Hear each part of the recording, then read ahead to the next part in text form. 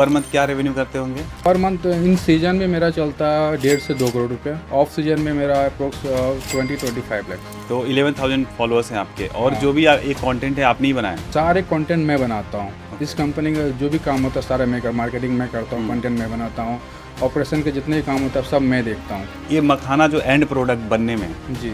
Seed से लेके and product बनने में क्या प्रोसेस होता है, थोड़ा बताइए हमारे ऑडियंस को। अभी आपके टोटल B2B वाले जो क्लाइंट्स हैं कितने हैं?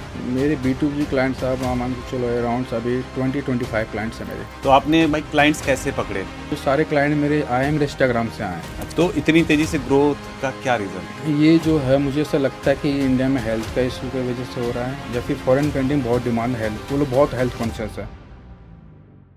नमस्ते दोस्तों, स्वागत है आपका एक और शानदार एपिसोड में। दोस्तों लास्ट एपिसोड में आपने काफ़ी ज़्यादा प्यार दिया था, जो ठेकुआ वाला एपिसोड था। तो आज हम आपको जिस गेस्ट से मिलाने वाले हैं वो बिहार का एक और ज़बरदस्त प्रोडक्ट मखाना, इसको सेल करते हैं। और इसको सेल करते हैं, महीने का जो इनका रेवेन्यू है करोड़्स में है। तो इसे हम जानेंगे कि कैसे इन्होंने ऑनलाइन चैनल्स का यूज़ करके अपने बिजनेस को इस लेवल पे ग्रो किया है, और सिर्फ एक ही प्रोडक्ट सेल करते हैं, मखाना। मिलवाते हैं आपको नेचर्स मखाना के फाउंडर नदीम इकबाल जी से। स्वागत है नदीम जी हमारे चैनल पर। Thank you so much Satish भाई, आप बुलाने के लिए बहुत कैसे बहुत हैं आप? धन्यवाद। मैं बहुत अच्छा। तो भाई मखाना बेचने का आपने कैसे सोचा? तो मखाना बेचने का जो सोचा मैंने, ये मुझे आइडिया आया 2023 में आया। आइडिया तो आ गया, बट पापा को कहने का हिम्मत नहीं था। तो काफ़ी टाइम के बाद मैंने पापा को बताया कि मेरे पास एक बिजनेस मॉडल मखाना का, वो मुझे करना है। तो पापा ने चलो ठीक है बताओ। पापा बैठे, मैं बैठा, मम्मी भी पास में थी, और अप्रोक्स आधे घंटे तक मैंने पापा को सारा बिजनेस मॉडल बताया मैंने कि क्यों मुझे मखाना बिजनेस में घुसना चाहिए। मैंने बताया कि इसमें जो बहुत सारे मिडिल मैन हैं जो मुझे उससे हटाना है। बिहार से लेकर मुझे दिल्ली डाइट सेल करना है। और आज बिहार से लेकर भोपाल मखाना जाता तो उसके बीच में 3 लोग थे जी। मैं आज नेचर्स मखाने की वजह से लोग डाइट मखाना बाय कर रहे हैं। तो ये मेरा बिजनेस मॉडल था। तो पापा तो उस टाइम सुन के बस चले गए। कुछ नहीं बोले? कुछ नहीं बोले वो। बस उससे लगा कि नहीं करना चाहिए, पता नहीं क्या बोल रहा है ये तो बड़े बड़े लोगों का बिजनेस है, हमें ना छोटे लोगों का तो बिजनेस है नहीं, हमें ना इन्वेस्टमेंट बहुत काफ़ी लगता है इसमें, हमें ना ये चीज़ था। तो उसके बाद मैं आ गया दिल्ली। दिल्ली में मैंने जॉब ढूंढा वगैरह वगैरह, और मुझे एक जॉब मिल भी गई थी 12,000 पर मंथ की। मैंने 3 से 4 दिन काम भी किया वहाँ पे, बट मेरा वो जो इनर सोल है, मुझे लग रहा था नहीं मैं इसके लिए तो नहीं बनाऊँ। फिर मैं घर चले गया। ठीक है। घर जाने के बाद फिर मैं 2 महीना घर पे रहा वहाँ पे, और अचानक से पापा ही बोलते हैं चलो ठीक है तुम करके देख लो। अच्छा। हाँ, आजमा लो, तुम्हें ऐसा लगता है कुछ कर सकते हो कर लो। तो पापा ने सपोर्ट किया। जो मेरा सारा था वो मैंने सारा प्रोडक्ट खरीदा, मेरा मार्केटिंग का कोई खर्चा नहीं है, और मेरा जो भी लेबर कॉस्ट ना के बराबर मेरा कंपनी में रहता है, जो भी बढ़ता है सारा मैंने प्रोडक्ट बाय किया, और उससे मैंने सब सेल्स में लगा दिया। क्या प्रोडक्ट बाय किया था आपने? ये मखाना। ओके। मखाना जो होता है इसे मैंने मैन्युफैक्चरिंग में लगा दिया, कुछ पैसे यूनिट में और लेबर कॉस्ट में लगा, और उसे जो मखाना परचेस करके सेल करने में लगा दिया मैंने, और किसी में नहीं लगा मेरा। मैन्युफैक्चरिंग आप खुद करवाते हैं? खुद करवाते सारा चीज़। तो ये जो इनिशियल इन्वेस्टमेंट्स थे आपके, तो मखाना को प्रोड्यूस करने में और उसको जो भी आगे मतलब भेजना है, आगे भेजने इन सब चीज़ों में आपने लगा दिया? उन सब में लगा, मैंने लगाया। ओके। तो अभी आप सिर्फ B2B ही करते हैं? हाँ, अभी B2B ही करते हैं हम तो लोग। पर मंथ क्या रेवेन्यू करते होंगे? और पर मंथ इन सीजन में मेरा चलता है 1.5 से 2 करोड़ रुपया। अच्छा। हाँ, ऑफ सीजन में मेरा अप्रोक्स 20-25 लैक्स। तो आपने भाई क्लाइंट्स कैसे पकड़े जब आपने मेरे स्टार्ट किया? हाँ, तो एक्चुअली जो सारे क्लाइंट मेरे आए मेरे इंस्टाग्राम से आए। अच्छा। हाँ, जब मैंने इंस्टाग्राम पे रील्स डालना स्टार्ट किया, लोगों ने पसंद किया उसे, तो क्लाइंट मुझे मिले नहीं। फिर मैंने ऐड चलाना स्टार्ट किया, 500 रुपये का ऐड चलाया मुझे, उससे एक क्लाइंट मिला मुझे। अच्छा। हाँ, तो फिर मेरा माइंड में कि नहीं, एक ऐड पे मुझे एटलीस्ट 1-2 क्लाइंट मिल रहे हैं मुझे। तो मैंने फिर से हर हफ्ते 2-3 ऐड चलाना स्टार्ट किया। अच्छा। हाँ, तो एक्चुअली ऐड में सिलेक्शन में स्टेट आता है, तो हर बार ऐड में मैं अलग अलग स्टेट डालता था, कभी दिल्ली स्टेट डालता था, कभी भोपाल डालते थे, उससे एक क्लाइंट मुझे मिल जाता। कॉल तो बहुत सारे आते थे, बट जेन्युइन एक क्लाइंट मुझे मिल ही जाता मतलब था। एक जो लीड कन्वर्ट होता था, एक होता हाँ, था। हाँ। मतलब 50 कॉल में एक क्लाइंट मुझे मिल जाता था, दिन के 50 में कॉल लेता था, ठीक है। उसमें एक क्लाइंट जेन्युइन मुझे मिल जाता था। उस बोलते हाँ चलो ठीक है, मैं आपको प्रोडक्ट बाय करने परचेस करने रेडी हूँ। कि मेरा जो कॉस्टिंग था, प्राइस था, बहुत कम था बहुत लोगों से। अच्छा। और सब जो लोग सेल कर रहे थे जिस ग्रेड में, जिस और अपने कंपनी में, उससे मेरा प्राइस मार्जिन बहुत कम होता मेरा। ओके। इस वजह से लोग रेडी हो गए, और कहीं ना कहीं लोगों को फील होने लगा कि बात करके बंदा जेन्युइन है, कोई इशू नहीं होगा, इस वजह से लोग बाय करते हैं।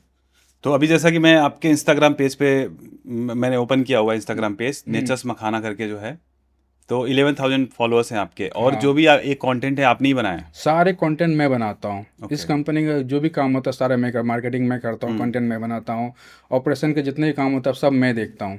मतलब आपने इंस्टाग्राम का यूज किया क्लाइंट्स लाने में? क्लाइंट्स लाने में मेरे पास एक भी क्लाइंट नहीं था। पापा को ये डर था कि क्लाइंट्स लाए कैसे। अच्छा, ये स्टार्ट तो कर लेगा, लाए क्लाइंट कहाँ से लाएगा। जी जी, एक बार अपने बारे में बता दीजिए, आप कहाँ से बिलोंग करते हैं?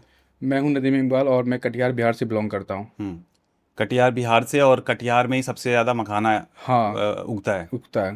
तो एक बार प्रोसेस बताएंगे मखाना, जैसे जो यहाँ पे भाई लेके आए हुए हैं यहाँ पे, ये जो बहुत बड़े बड़े साइज में है, जी जी ये जी, क्या साइज का है? ये 5+ है। 5+ इसको बोलते हैं, ठीक जी है।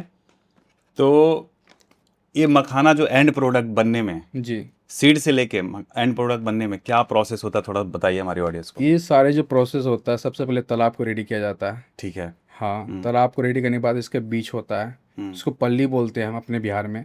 पल्ली को खेत में डाला जाता है, और खेत मतलब तालाब में? खेत में तो तालाब में उसे डाला जाता है, और इसमें अप्रोक्स 6 महीना लगते हैं। 6 महीने बाद फिर इसे निकाला जाता है, जो बहुत हार्ड प्रोसेस होता है निकालना मखाना को। अच्छा। इजी प्रोसेस नहीं होता है, इसका पार्टिकुलर लेबर होता है मखाना निकालने के लिए। कोई ऐसे कोई नहीं निकाल सकता, किसी भी लेबर को नहीं बोल सकते? नहीं बोल सकते। ऑलरेडी पार्टिकुलर लेबर होता है जिसका पर डे वो लोग कमा लेते हैं, 3,000 पर डे कमा लेते हैं। अच्छा, एक लेबर, ये पार्टिकुलर लेबर ही काम कर सकते हैं, सब कोई नहीं निकाल सकता इसे। और इसके लिए स्किल चाहिए? स्किल चाहिए, बिना स्किल का कोई मखाना खेत से नहीं निकाल सकता। इसमें बहुत बड़े कांटे कांटे होते, बड़ा बड़ा। उस पार्टिकुलर जो स्किल लेबर वही निकाल सकते हैं, सब कोई नहीं निकाल सकता उसे। ठीक है। वो निकालने के बाद फिर इसको सुखाया जाता है, प्रोसेस होता है, और अप्रोक्स 1 दिन लग जाता है इसे धूप में सुखाने से। उसके फिर उसे रोस्टिंग किया जाता है। रोस्टिंग के 7 प्रोसेस होते हैं। 7 प्रोसेस रोस्टिंग करने के बाद तब इसे फोड़ा जाता है। तो मशीन में रोस्ट होता है या फिर? मशीन में भी रोस्ट होता है, और जो मैनुअल होता है उससे भी रोस्ट कर सकते हैं आप। ठीक है। हाँ, आप जैसे चाहे उससे भी रोस्ट करते, कोई नहीं है। ओके। हाँ, फिर इसका पार्टिकुलर एक लेबर होता है, जो दरभंगा से लोग आते हैं वही मखाना फोड़ते हैं। अच्छा, इसका कोई मशीन नहीं होता है फोड़ने का? इसका मशीन भी होता है। अच्छा, तो आपने सेटअप में सब लाइक ह्यूमन के थ्रू ही करवा रहे हैं? हाँ, मशीन सारा से कम ह्यूमन, करा? नहीं मशीन से अभी हम लोग नहीं करवा रहे हैं। अच्छा। सारा ह्यूमन के थ्रू करवा रहे हैं, क्योंकि मशीन जो अभी भी है पूरा क्या बोल सकते हो आप, मशीन कॉस्टली पड़ेगा ऐसा? नहीं कॉस्टली नहीं है। उसमें जो होते, जो छोटे छोटे दाने जो होते हैं मशीन में, वो लोग रह जाते हैं। अच्छा, वो नहीं सही से फूट पा रहा उसे, वो तो सारी लॉस चीज़ें, ज़्यादा होगा? लॉस ज़्यादा उसमें। हैंड मैनुअल में नहीं होता ऐसा। मैनुअल में 100% फूट 100% मखाना आपका आएगा, मशीन में नहीं आ रहा अभी, तो वो इशू मशीन मैंने में भी है। इंस्टाग्राम में कुछ वीडियोस देखे हैं कि वो ब्लैक कलर का होता है, उसको फोड़ते हैं तो ये व्हाइट कलर का एग्जैक्टली निकलता है। वही खेत से ब्लैक कलर का ही निकलता है। हाँ। वो ब्लैक कलर का फोड़ते हैं हाथ से, तब फिर व्हाइट कलर का ही निकलता है। ओके, तो फिर उसके बाद से उसकी पैकेजिंग करके फिर उसका आगे? पैकेजिंग करके ये करते हैं। तो अभी आपके टोटल B2B वाले जो क्लाइंट्स हैं कितने हैं? मेरे B2B क्लाइंट साहब वहाँ मान के चलो अराउंड अभी 20-25 क्लाइंट्स हैं मेरे। और कहाँ कहाँ पे आप कर रहे हो एक्सपोर्ट? अभी एक्सपोर्ट तो सिर्फ इंडिया में ही कर रहा हूँ मैं। इंडिया में अप्रोक्स 15 से प्लस स्टेट में मेरा है। आप भोपाल, दिल्ली, आप बंगाल ले लो, कोलकाता ले लो, कर्नाटका ले लो, इस सारे जगह मेरे क्लाइंट्स हैं। जैसे मान लीजिए आप तो कटिहार से ही हो, जी। अगर कोई दूर से है, वो कैसे इस बिजनेस को स्टार्ट करेगा? कोई दूर से कैसे स्टार्ट कर सकता है? जो मेरे बहुत सारे क्लाइंट जो नए नए आ रहे हैं, हाँ है ना, पहले मैं तो सब जो नए नए बिजनेस घुस रहे हैं मखाना बिजनेस में, तो ये कहना चाहूँगा सबसे पहले अपना ब्रांडिंग ना करें। सबसे पहले वेंडर के साथ कनेक्ट करें। हाँ। ब्रांड तो कभी बना सकते हो आप। सपोज करो एक पाउच बनाने में मुझे इससे 1.5 लाख रुपए लगते हैं मुझे। अच्छा। ये पाउच बनाने में आप न्यू हो, आप मखाना बिजनेस कर रहे हो, आपने पाउच तो बना लिया, आपको कोई बाय नहीं करेगा, आपका कोई जानता नहीं आपको। आप वेंडर से कनेक्टेड हो, आपको माल ले लेगा, वो सेल कर देगा। तो मैं सबसे पहले ये कहना चाहता हूँ कि जो भी न्यू आ रहे हैं पहले अपना क्लाइंट बनाए, वेंडर के साथ कनेक्ट हो जाए। एटलीस्ट 10 वेंडर के साथ भी कनेक्टेड है तो अपना ब्रांड कभी भी लॉन्च कर सकते हैं वो। ओके। और ये जो सारे क्लाइंट्स आप बता रहे हो 15 से 16 स्टेट में, सारे क्लाइंट्स आपने इंस्टाग्राम से ही उठाए हैं? सारे क्लाइंट में इंस्टाग्राम से आए, एक भी क्लाइंट के सारे इंस्टाग्राम से में क्लाइंट आए। पर मंथ का क्या रेवेन्यू है? रेवेन्यू वही 1.5 से 2 करोड़। 1.5 से 2 करोड़ का। और मार्जिन क्या रखते हैं? प्रॉफिट मार्जिन कितना होता है इसमें आपको? बहुत कम है मार्जिन है। अब रेवेन्यू जितना हाई जाओगे मार्जिन उतना लो हो जाएगा आपका। मार्जिन 4 to 5% आएगा मार्जिन आपका। Okay. आपका रेवेन्यू बहुत कम है तो फिर आपसे हाई प्राइस में सेल कर दो। कि मेरा B2B बिजनेस है तो मुझे प्राइस भी बहुत कम रखना पड़ता है, इस वजह से रेवेन्यू इंक्रीज होता है बट प्रॉफिट मार्जिन सा कम हो जाता है। और फिर जैसे मान लीजिए जो आपके लेबर्स हैं तो उसी 5% में से ही देना होता है? हाँ, 5% में से कुछ देना होता है। तो अब जैसे आप B2B करते हैं तो आपका कुछ मिनिमम ऑर्डर रहता होगा? हाँ, मेरा मिनिमम ऑर्डर है 150 kg। 150 kg? हाँ, आप मिनिमम 150 kg ऑर्डर देते हो हमें कंपनी को, तो आपका ट्रांसपोर्ट भी फ्री करा देते हैं हम। हम्म, फिर आपको सिर्फ जीएसटी लगता है पूरे ऑल ओवर इंडिया? पूरे पैन इंडिया में। तो भाई जैसे मखाना बिजनेस में घुसना हो, मैन्युफैक्चरिंग नहीं करना है, जी, तो कैसे घुस सकते हैं, थोड़ा बताइए। मिनिमम मखाना इन्वेस्टमेंट बिजनेस में क्या हो? घुसना है तो आप नेचर्स मखाना से कांटेक्ट करो, अच्छा। आपको पूरा एंड टू एंड आपको आपको ब्रांड बना नहीं तो देगा। थोड़ा अगर इसको एक्सप्लेन करेंगे, बताएंगे कि क्या कैसे करना होता है। जैसे मान लीजिए किसी को इतना आइडिया ही नहीं है मखाना का बिजनेस कैसे होता है, हाँ, तो उसके लिए थोड़ा समझाइए। तो मखाना बिजनेस में कोई भी घुसना है तो सबसे पहले मैं ये पूछना हूँ, तो आप B2B कर रहे हो, B2C कर रहे हो, क्या करना चाहते हो? आप फ्लेवर करना चाहते हो तो बहुत ईजी है। हम्म, आप फ्लेवर 50,000 में फ्लेवर मखाना आप कंपनी जो खोल सकते हो। आप 2 ग्रेड का मखाना मेरे नेचर्स मखाना से आप बाय कर सके। फ्लेवरिंग का यूनिट आता है जो 50 से 60 हज़ार का आता है।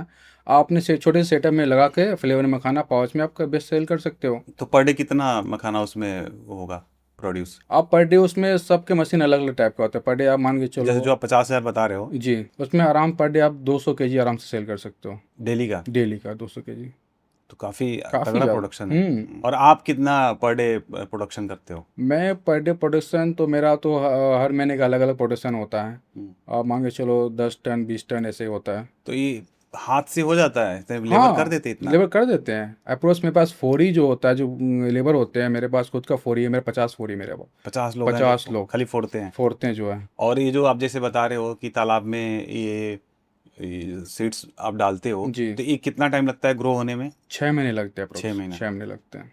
और हम लोग निकालने? खुद का भी करते हैं तालाब, हम लोग खुद का भी तालाब है। हम्म, और हम लोग खुद का अप्रोक्स करीब 25 एकड़ हम लोग खुद का खेती करते हैं हम लोग। अच्छा। हाँ, बाकी जो भी सीड होता है हम लोगों को परचेस करना पड़ता है लोगों से, और सब लोगों से परचेस करना पड़ता है, फिर हम लोग ये मखाना बनाते हैं। और इसका जो रेट है, तो ये क्या डेली फ्लक्चुएट करता है या फिर हाँ, ऑलमोस्ट फिक्स रेट का रहता है? बहुत है। रेट का जो सारा जो कंट्रोल होता है B2B वाले के पास होता है। हम्म, रेट जो उसका होता है डेली फ्लक्चुएट करता है, डेली सुबह अच्छा। मॉर्निंग टाइम पे। हम्म, तो डेली किस सुबह किस बेस पे क्या फैक्टर्स होते हैं फ्लक्चुएट होने के? फ्लक्चुएट करने का बहुत सारे फ्लक्चुएट करना होता है कि आप प्रोडक्शन बहुत ज़्यादा हो गया, हम्म, या फिर बाहर से ऑर्डर आना बंद हो गया, अच्छा। ये चीज़ है।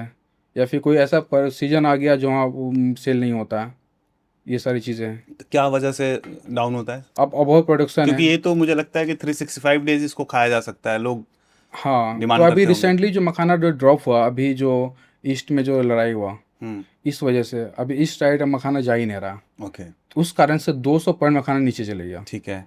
तो ये इशू है। और जैसे कि अभी जैसे ऑफ कैमरा आप बता रहे थे कि कुछ टाइम इसका सीजन हाई रहता है, जैसे आप भी बता रहे हो कि जब सीजन हाई रहता है तो हम करोड़ में करते हैं, हाँ हाँ नहीं तो 20-25 लाख पे आ जाते हाँ हैं। हाँ हाँ। तो ये कैसे मतलब क्या टाइम होता है कि इस टाइम पे पीक रहता है? ये पीक होता है जब सीजन हार्वेस्टिंग होता है मखाने का, अगस्त महीने में, तब हम्म, बहुत ज़्यादा पीक होता है। डिमांड बहुत ज़्यादा बढ़ जाता है, सडनली बढ़ जाता है। अच्छा, बाहर से भी ऑर्डर आने लगते हैं, क्योंकि मखाना बहुत फ्रेश होता है, उस टाइम सबको चाहिए होता है। इंडिया से भी ऑर्डर आने लगते हैं, बाहर से भी ऑर्डर आने हम्म, लगते हैं। ये ओके, हाँ बोलिए। ये ऑर्डर जो चलता है दिसंबर महीने तक चलता है ये चीज़, हम्म, पीक चलता है। उसके बाद दिसंबर महीने जनवरी से पीक थोड़ा डाउन हो जाता है, मार्केट डाउन ओके। स्लो हो जाता है धीरे धीरे। तो मखाना को भी उगाने का ही सीजन है कि भाई? हाँ, मखाना उगाने का सीज़न होता है। आप पर्टिकुलर ऐसा नहीं कि कभी भी नहीं कर सकते? नहीं, कभी भी कैसे कर सकते हैं आप? अब मखाना हम लोग जो खेत में लगाते हैं वो लगाते हैं नवंबर में लगाते हैं, नवंबर से स्टार्ट होता है। हम्म, और नवंबर से लेकर हम लोग स्टार्ट हो जाता है, जून महीने से स्टार्ट हो जाता है हार्वेस्टिंग करना। और क्या वजह है कि बिहार से ही 80 से 90% प्रोडक्शन होता है इसका? इसमें जो रीज़न है इसका मिट्टी है रीज़न। अच्छा, हाँ, ये और जगह पे ज़्यादा नहीं हो और सब सकता? जगह में नहीं हो सकता ये चीज़ें, सिर्फ बिहार में हो सकता। और जो आप लेबर का भी जो बता रहे हो कि वो स्किल उधर के लोगों में है, उतनी मेहनत वहीं के हाँ, लोग कर उधर के सकते हैं? लोग ही कर सकते हैं। स्किल लेवल चाहिए इसमें मखाना निकालने, सब कोई नहीं कर सकता ये चीज़। क्या लगता है इस इंडस्ट्री के बारे में अगर हम बात करते हैं, जैसे कि जीरोदा के जो फाउंडर है वो भी बता रहे थे कि बहुत हाँ, ग्रोइंग इंडस्ट्री है और लास्ट एग्जैक्टली। 3-4 सालों में काफ़ी डबल हो गया है। अभी ऑन रिकॉर्ड जो अभी मखाना आप नेट पे सर्च करोगे तो आपका एक इसका इंडिया मार्केट मखाना साइज जो है 900 करोड़ रुपया है। बट एग्जैक्टली है नहीं, बहुत बड़ा मखाना मार्केट और इंडिया में मतलब अभी वो तो दिखाने वाला नंबर हो दिखाने गया। वाला नंबर 900 करोड़ रुपया है। हाँ, मुझे लगता है अभी इंडिया में मार्केट है 5,000 करोड़ रुपया। अभी मुझे लगता है 20,000 से 30,000 करोड़ और जाएगा। तो इतनी तेजी से ग्रोथ का क्या रीज़न है? ये जो है मुझे ऐसा लगता है कि इंडिया में हेल्थ का इशू की वजह से हो रहा है, या फिर फॉरेन कंट्री में बहुत डिमांड है, वो लोग बहुत हेल्थ कॉन्शियस है। जितने फॉरेन कंट्री में, तो हम लोग इंडिया वाले भी नहीं हैं जितने वो लोग हैं। तो इंडिया में भी हो रहा है धीरे धीरे, हेल्थ कॉन्शियस हो गई है। इसमें फाइबर बहुत ज़्यादा है, इसमें प्रोटीन बहुत ज़्यादा है, इस वजह से लोग इसे पसंद कर रहे मैग्नीशियम, हैं। बहुत पोटेशियम। ज़्यादा है इसमें। कैल्शियम, ये सारी हाँ। चीजें इसमें हैं। और जो एजेड लोग हैं वो लोग खाना बहुत पसंद कर रहे हैं। आपको और घुटनों को अच्छा भी प्रॉब्लम, लगता है, जो थोड़ा अच्छा भी फ्लेवर्ड लगता होता है, है, हाँ मसाले वसाले हाँ रहते हैं ना, तो अच्छा भी लगता है। एग्जैक्टली। हम्म। और जैसे पॉपकॉर्न की जगह पे इसको एग्जैक्टली लोग प्रेफर पॉपकॉर्न कर रहे के, हैं। हाँ पॉपकॉर्न की जगह आप आराम से खा सकते हो, कोई इशू नहीं है, पॉपकॉर्न के मखाना खाओ आप। बढ़िया बढ़िया। तो आप सिर्फ B2B ही क्यों करते हैं? B2B भी तो मेरा ये रीज़न था B2B करने का, कि जो कंपनी, जो बिहार में एक भी B2B कंपनी जब मैंने सोचा था स्टार्ट करने का, तभी एक भी कंपनी नहीं थी। अच्छा। अभी तो बहुत सारी कंपनी आ गए थे, तो उस टाइम अगर आप 2023 में नेट पे सर्च करते B2B कंपनी, एक भी कंपनी आपको नहीं मिलता। इंटरनेट पे नहीं मिलता? इंडिया मिलता ही नहीं आपको। रीजन क्या था? रीज़न ये था, जो भी ये सारे लोग मखाना बिजनेस कर रहे हैं बिहार में, बहुत 50+ 60+ वाले लोग कर रहे हैं, वो लोग उतना ट्रस्ट नहीं करते नेट वाली दुनिया में, वर्चुअल वर्ल्ड जो भी है।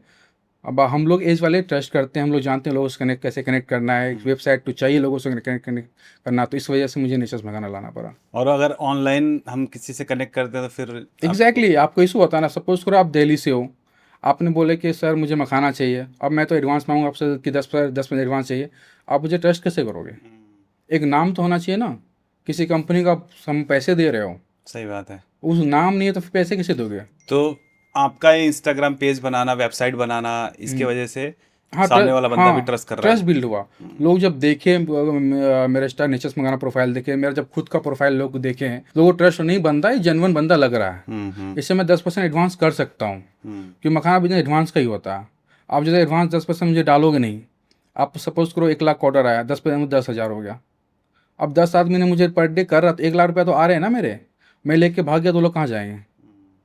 तो नेचर्स मंगाना किया तो वो लोग नहीं कहीं जाएगा, मैं कहीं नहीं जा रहा हूँ। तो होता है कि ऑनलाइन प्रेजेंस बनाने से एग्जैक्टली ट्रस्ट भी बढ़ता है, ट्रस्ट भी और बोलता इवन है। आप कंटेंट भी डाल रहे हो, कंटेंट बना रहे हो। लोग अभी भी डरते हैं, डर रहे हैं कि सर आपको, कि इतना मैंने कंपनी तो बना लिया, फिर अभी बोलते हैं, कुछ लोग बोलते हैं कि सर कैसे पैसे डाल दूँ, मैं तो कंपनी का मैंने डाल दूँ, मैं कौन सा अपने पर्सनल अकाउंट में पैसे मांग रहा हूँ, मेरे कंपनी अकाउंट में पैसे डालो, आपको माल नहीं पहुँचेगा तो कुछ भी कर सकते हो, आप कोर्ट जा सकते हो, GST है, सारी चीजें बहुत हैं सारी ये। चीज़ें हैं, आप नेट पर सर्च कर सकते हो, प्रॉपर एक कॉर्पोरेट कंपनी मैंने बनाया है, एग्जैक्ट वो चीज़, सारी चीज़ें हैं।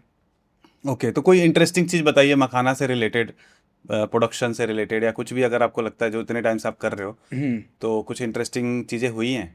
हाँ प्रोसेस से ये रिलेटेड बहुत ये होता है, जब मेरे क्लाइंट बहुत फनी बातें करते हैं कि सर मुझे तो इतने में वहाँ मिल रहा है, इसमें ये बहुत होता है कि सपोज करो आपने कॉल किया मुझे, और आप, मेरे क्लाइंट बोलते हैं सर आप तो 6+ 1200 में दे रहे हो, मुझे तो वहाँ 1,000 रुपये मिल रहा है, हाँ मैं बोलता उससे ले लो।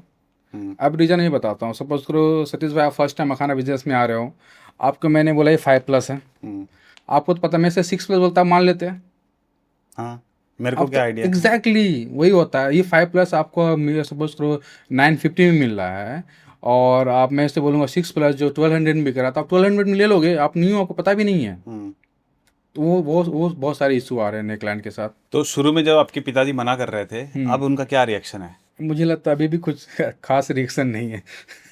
मुझे लगता है कि मुझे और ग्रो खुश कर, नहीं है अभी? अभी मुझे लगता है मुझे ऐसा लगता है, उसे फील है कि मैं और ग्रो कर सकता हूँ। अच्छा।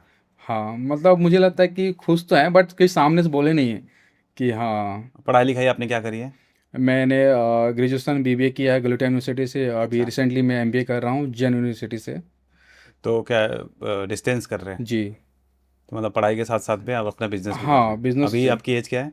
अभी 25 25 साल के हो आप। 25 साल के 23 साल से आपने करना स्टार्ट कर दिया था। स्टार्ट कर दिया था मैंने, बहुत ही बढ़िया। कि बिजनेस में मुझे जाना ही था, हम्म। और कि मैं बिजनेस फैमिली से बिलोंग करता हूँ, पापा बिजनेस इतने सालों से कर रहे हैं, और कहीं 25 साल से मेरे पापा मखाना कर रहे हैं, मैं ब्रांड नहीं था मेरे पास। मुझे से लगता है कि पापा अगर 25 साल पहले नेचर्स मखाना लाते हैं, तो इंडिया का आज मखाना मतलब नेचर्स मखाना होता। तो मेरा ये मतलब ही है, मैंने स्टार्ट ही किया, लोग मखाना का नाम ले तो नेचर्स मखाना बोले, मुझे मखाना खाना तो नेचर्स मखाना का मखाना खाना है। लेकिन मेरा अभी विजन तो है। जो ब्रांडिंग आप कर रहे हो तो B2B तक ही लिमिटेड है ना, तो एंड यूजर तक आपका ब्रांड कैसे पहुंचेगा? एंड यूजर्स का ब्रांड पहुंच रहा है, अगर आप B2B कंट्रोल कर रहे हो इंडिया में, तो पूरा मार्केट कंट्रोल कर रहे हो आप। नहीं, आपका प्रोडक्ट भले पहुंच रहा है, लेकिन उनको नाम कैसे पता कि नेचर्स मखाना ही मेरे पास आया है? एग्जाम्पल के लिए अब किसी हाँ B2B ने ये इसको पावर लिया। पाउच आप ले रहे हो तो आपको पता है। हाँ, वही तो कह रहा हूँ बस। हाँ मतलब मेरा पॉइंट ये है कि अगर एग्जाम्पल के लिए मैं B2B में, मतलब दूसरा B2B जो आपसे मैंने लिया, ठीक है, हाँ मैं भी बिजनेस अब मैं सीधा कंज्यूमर को दे रहा हूँ अपने ब्रांडिंग से। हाँ, तो वो उसमें तो कुछ नहीं कर सकते हैं, वो भी हमारा बिजनेस है। उसमें मैं प्रॉफिट मार्जिन कुछ आते तो उसका कुछ तो नहीं वही कर मैं सकता। पूछा कि आप रिटेल का क्यों नहीं सोच रहे हो, रिटेल करने का? रिटेल अभी मार्केट जो होता है बहुत डिफिकल्ट मार्केट होता है। मुझे ऐसा जहाँ तक मैंने किया उसमें पैसे बहुत ज़्यादा फंस रहे मेरे। अच्छा। मैंने ट्राई किया था 2-3 महीने रिटेल, और सिर्फ मैंने रिसर्च के लिए ट्राई किया था, अपने आसपास के एरिया में ट्राई किया मैंने कटिहार में, और मेरे पैसे काफ़ी फंस रहे थे उसमें। ओके। एक रिटेलर को आप जब पैसे आप खाना कोई देते हो तो आपका जो पैसे आते हैं 1 महीने 2 महीने में आते हैं। मैं B2B में नहीं होता, आपका माल पहुंचा पैसे आ गए ओके। Same day. तो इन्वेस्टमेंट कितना बड़ा चाहिए? तो मान लीजिए कटिहार से माल निकलता होगा, दिल्ली आने में कितना दिन लगता होगा? एक दिन, एक दिन में पहुंच जाता एक है? दिन पहुंच जाता है तो ट्रक से ही जाता होगा? ट्रेन से। अच्छा, ट्रेन से। ओके। हाँ, तो ये जिसको सप्लाई सिस्टम आपने बिल्ड किया हुआ है? पूरा बिल्ड किया हुआ आपको मैंने ये बहुत अच्छा से मैंने बिल्ड किया, ट्रांसपोर्ट से लेकर ऑन रोड से लेकर ट्रेन से लेकर काफ़ी ज़्यादा मैंने इसको बिल्ड किया। मेरे सारे लोग हर जगह लोग हैं मेरे, अच्छा। कानपुर में, भोपाल में और दिल्ली में सारे मेरे लोग हैं। जो भी वहाँ पे सरदार है सबके साथ मेरा कनेक्शन बना हुआ। और मेरा जो ऑन रोड है वो मैं सारा माल मेरा सेफ एक्सप्रेस से जाता है मेरा माल, तो उससे मुझे टाइम लग जाता है उसमें। एग्जाम्पल के लिए किसी ने दिल्ली में ऑर्डर किया, ठीक है, दिल्ली, तो अब कटिहार से आपको भेजना है तो कैसे भेजते हो? और उसमें पूछता अगर कि उसे ट्रेन से चाहिए या फिर ऑन रोड चाहिए। उस ट्रेन से चाहिए, कटिहार से ट्रेन में लगवा देते हैं माल, शाम को लगता है, मॉर्निंग उसे माल मिल जाता है। तो पहले मतलब आपके यहाँ से ट्रक से माल जाता होगा रेलवे स्टेशन रेलवे पे? स्टेशन माल जाता है, ठीक है, फिर वहाँ से वहाँ से वो लोग रेलवे में डाल देते शाम में, मॉर्निंग में वहाँ माल मिल जाता है उससे। ओके। और आगे का क्या प्लान है मखाना को लेके? आगे का मखाना का ये प्लान है कि अभी मैंने B2B अभी मैंने बहुत अच्छा कैप्चर कर लिया है। अभी मेरा प्लान है, अभी मैंने B2C में आ रहा हूँ, फ्लेवर मखाना लेके आ रहा हूँ। टोटल अप्रोक्स 8 फ्लेवर वाले? फ्लेवर मखाना लेके आ रहा हूँ। कितने तरह के फ्लेवर? 8 टाइप के फ्लेवर मखाना लेके क्या आ रहा क्या हूँ। फ्लेवर्स है? उसमें पेरी पेरी होगा, अच्छा। और गुड़ मखाना होगा, वाइट शुगर मखाना होगा, हिमालयन सॉल्ट होगा उसमें, और वाइट शुगर होगा उसमें। इस टाइप के मैंने फ्लेवर मखाना तब लेके तो आ रहा हूँ। वो हेल्दी का अनहेल्दी हो गया। नहीं नहीं, उसमें उतना भी अनहेल्दी नहीं होता, मतलब अच्छा। ठीक है, उतना फ्लेवर तो चाहिए मखाना खाने के लिए ना। आप सिर्फ रॉ मखाना कैसे खाओगे, कुछ तो चाहिए ना।